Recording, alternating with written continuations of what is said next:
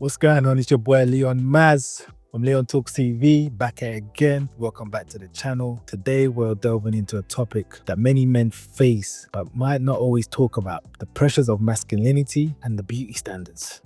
The pressures of trying to look a certain way, trying to be more handsome, but also trying to still be in your masculine frame. There's this perception that can be considered attractive. Men need to look a certain way: big muscles, ripped abs, and the classic protector look. But let's unpack this a bit and explore what really matters when it comes to attraction and self-care. Chapter 1, what is masculinity? First, let's define masculinity. Masculinity refers to the qualities and behaviors that society traditionally associates with being a man. These can include strength, assertiveness, and independence. But here's the thing: masculinity isn't just about being tough or strong. It can also include being somewhat caring, I guess, and being very respectful to others. Treat others how you want to be treated. The pressures to be masculine. Traditional views of masculinity often dictates that men should have a rough, rugged, and almost caveman look appearance. This idea suggests that caring for one's appearance or trying to enhance one's look is a feminine trait, something that goes against the grain of what it means to be a real man. Think of it this way: masculinity is like a spectrum. On one end, you have traditional traits like stoicism and toughness, while on the other end you have traits like empathy and vulnerability. It's important to remember that all these qualities can exist together, and being a man doesn't mean you have to fit into a specific mold. Chapter 2, beauty standards for men. Now let's talk about beauty standards for men. Just like women, men face pressures to look a certain way. Society often tells us that to be attractive, men should have a certain body type, a certain style, and even grooming habits. For example, you may feel pressured to have a chiseled jawline, broad shoulders, and a six-pack. But here's the truth: beauty is subjective. What one person finds attractive, another might not. It's like how some people might find chocolate ice cream while others prefer vanilla. Everyone has their own preference, and that's okay. Although it's always best to improve on things that are controllable, it's important not to focus on things that you can't control. But we'll dive more into that. Chapter 3, media influence. One of the biggest influences on beauty standards regarding men comes from media, movies, and TV shows, and social media often showcases a narrow view of what a handsome man looks like. You might see actors with perfect bodies and flawless skin, which can make you feel like you need to look like them to be attractive. But remember, these images are often edited and not reflective of real life. It's important to focus on being the best version of yourself rather than trying to meet unrealistic standards.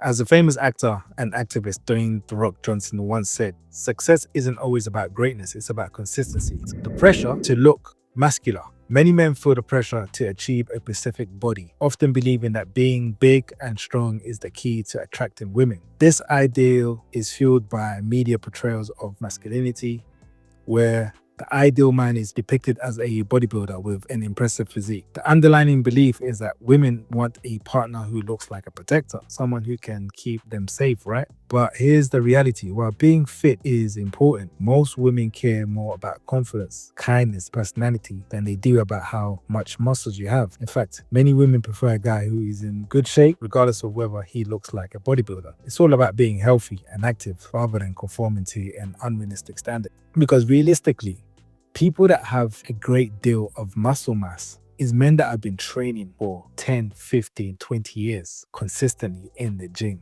Now, I'm no gym or fitness expert, but that is a lot of dedication. And one person that goes to the gym for 2 to 3 years is not going to build the same amount of muscle mass like Chris Hemsworth or even The Rock, as an example, right? Because that takes years, decades of dedication. And I mean dedication, I mean consistently going to the gym every single week, day in, day out. And most of us don't have the time and the luxury to be going to put in that much discipline. Because when you go to the gym and you wherever your goal is, you're going to fall off. There's going to be times when you don't go to the gym, you fall back because life situation happens, wherever it could be. You're having kids, you're helping your woman take care of your kids, or she's going through pregnancies, or whatever. You're doing 2 jobs, you're working 12-hour shifts, you come home, you're tired. The last thing you want to do is hit the gym because you don't have any strength in your body left over. You know, it's funny because when you really think about it, a lot of the time, an average man only has to achieve what his body can achieve. As long as you're a good amount of muscle mass and you're a good amount of body fat, let's say if you get down to a body fat of 15% body fat, you are doing a lot better than 85% of the population.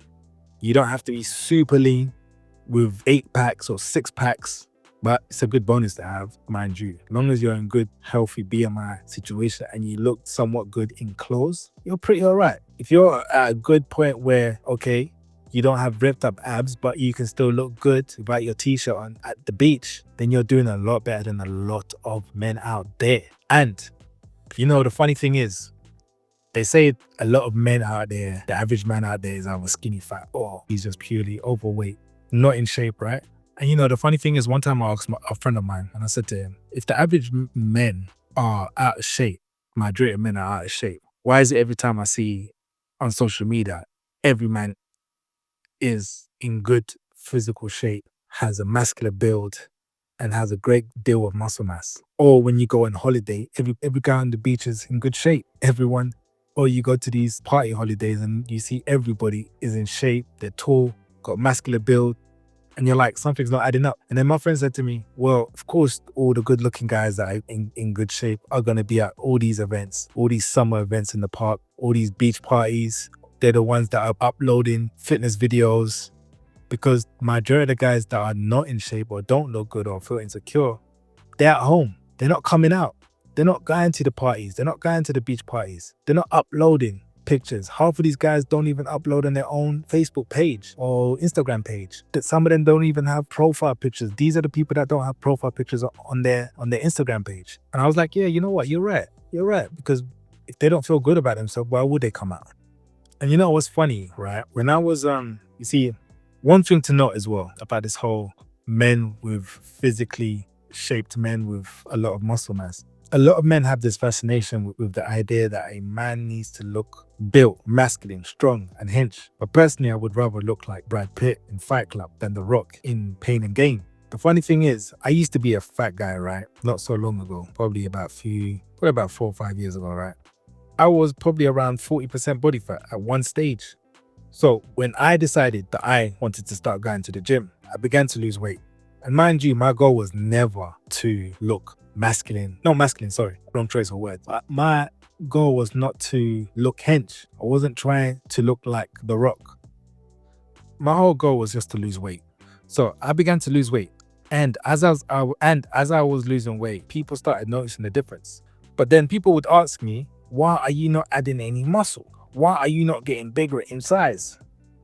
This seems to be the first thing everyone says, but there's a lot of misconception that people think that because you go to the gym, you're gonna turn your fat into muscle, which you can in terms of recomp, but recomp takes a long time.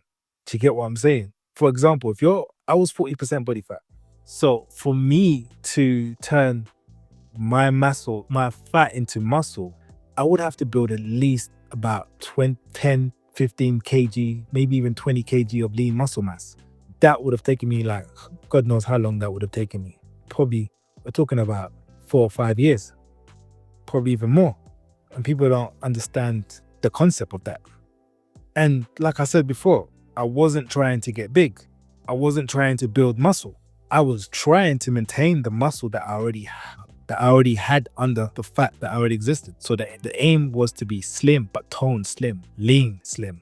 And the problem is, men seem to think that having a big size and more muscle is what will attract women, which is contrary to popular belief, to what I believe anyways. A woman would choose a slim, toned body over a guy with huge muscles. For me, the only reason I personally would want to be big and have huge muscles, I'll be honest, and to have more of a muscular stature, I mean, I'll be honest, it would only be for the sole purpose for intimidation purposes, for me to be able to intimidate fear. just for my stature. That would only be the only reason, but not for me to attract women. Male grooming and self-care. Now let's talk about male grooming when it comes to taking care of themselves. Men face societal judgments, wanting to have a skincare routine, getting regular haircuts, or whether it is using things like monoxide to grow out your hair, beard, and eyebrows, or even considering a hair transplant can be seen as a feminine or vain. But here's the truth. Self-care is for everyone. Taking the time to groom yourself is a sign of respect and keeping good with your hygiene.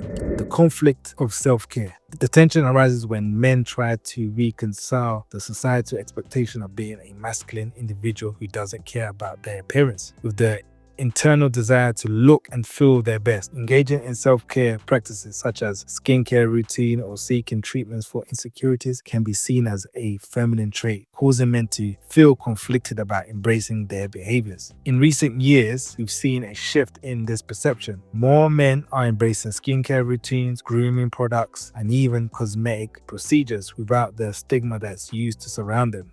A hair transplant, once considered taboo, is becoming more somewhat accepted as men recognize the importance of feeling good about their appearance, which is kind of funny because I've also started to notice a lot of people going down the route of going to Turkey to get hair transplants, and these are men that I would have never considered going down this route because these guys were considered the typical hard nut, hardcore guys, the alpha males, the people that everybody was afraid of, you know what I mean, the rough and rugged type of guys.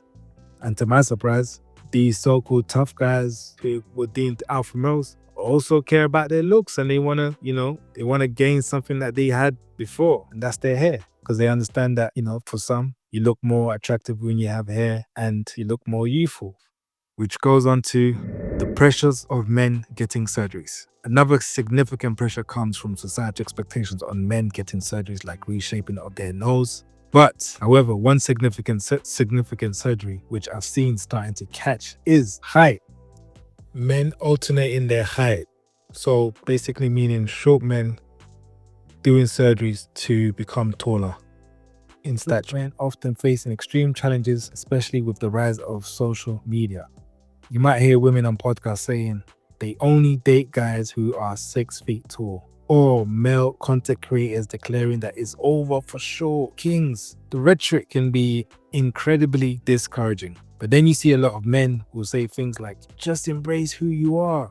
Don't care what people think, which means well, but however, then on the flip side, that same exact person may feel, why should I embrace who I am when society doesn't accept who I am? Also trashing who I am because I don't fit the stereotypical handsome Chad or Tyrone look. You see, many men struggle with accepting themselves because of the pressure to look a certain way. While people often say, just be yourself, this advice was hard to follow when society seems to judge or reject how they naturally look. Because of this pressure, some men feel insecure and may choose to have cosmetic surgeries like hair transplants or height surgeries to fit the ideal image they think women want. The insecurities can lead to anxiety and low self-esteem, making men feel like their worth is tied to their looks. Traditional ideas of masculinity often say that a man's value comes from his physical appearance, which complicates dating and relationships. The desire to look handsome. At the same time, men feel the pressure to be seen as attractive and desirable, especially by potential romantic partners, especially if certain male individuals have never really experienced it, but just seen it. Other men garner this type of attention. This can lead to them wanting to improve their appearance through grooming, skincare routines, and even cosmetic surgeries like hair transplant. They may feel insecure about their looks and believe that enhancing their physical appearance will make them more appealing, just so they can also feel that same exact admiration, desirability that a Chad or a Tyrone have experienced. The importance of redefining masculinity. The key to resolving this conflict lies in redefining the concept of masculinity. Rather than viewing masculinity as a rigid set of traits, it's important to recognize that masculinity can encompass a wide range of qualities, including self-care, grooming, and pursuit of personal improvement. By breaking down these outdated stereotypes, men can feel empowered to address their insecurities and enhance their appearance without the fear of being seen as less masculine. Embrace all fantasy. Ultimately, the most masculine approach is to embrace one's authentic self, regardless of societal expectation. If a man feels that caring for his appearance and working on his insecurities is important to him, then that is a valid and admirable pursuit. Confidence and self-acceptance are far more attractive than conforming to a narrow definition of masculinity. By acknowledging and addressing these pressures, we can create a more inclusive and supportive environment where men feel free to explore their interests, enhance their appearance, and embrace their full range of qualities without fear of judgmental and ridicule. This is a path towards a healthier, more empowered understanding of modern day masculinity. So, on that note, I'll leave it there. If you enjoyed this topic and want more, please leave your comments, please share and like. Yours truly, Leon Maz from Leon Talks TV.